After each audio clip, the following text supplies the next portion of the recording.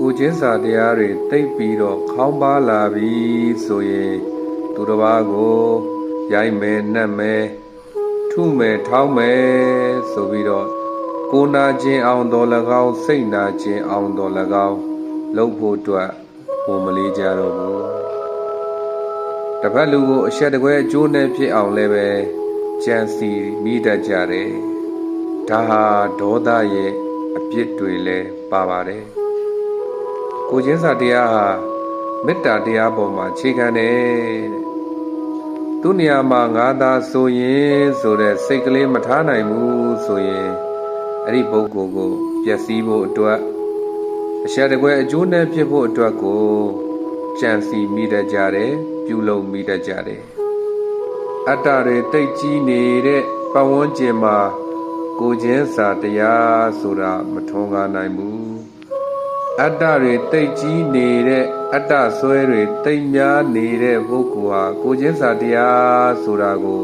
နားလည်နိုင်ဖို့လည်းပဲမကြိုးစားခြင်းဘူးတဲ့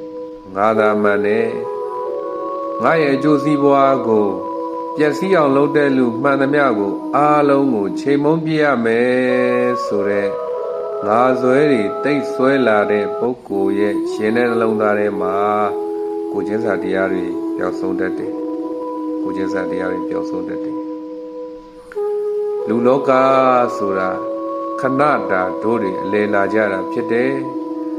တူပေါ်မှာတူဟာမေတ္တာစိတ်ကလေးတွေနဲ့သူနေရာမှာငါသာဆိုရင်ဆိုတဲ့စိတ်ကလေးတွေထားနိုင်အောင်ကြိုးစားကြရမယ်ကိုဟာဘလောက်ပဲစည်းစိမ်ဥစ္စာတွေရှိတဲ့ပုဂ္ဂိုလ်ပဲဖြစ်ဖြစ်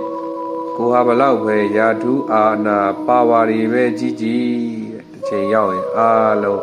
တို့တွေကထားခဲ့ကြရမှာလူလောကကိုရောက်လာစဉ်ခဏလေးတွင်းမှာတူပေါ်မှာတူဖေးမကူညီတဲ့မေတ္တာလေးတွေထားပြီးတော့တူရဲ့ကောင်းကျိုးကိုတူကလိုလားတဲ့စိတ်ကလေးတွေမွေးမြူနိုင်အောင်ကြိုးစားကြရမှာဖြစ်ပါတယ်ကျိုးလဲကြိုးစားနိုင်ကြပါစေအားလုံးကျမ်းမာချမ်းသာ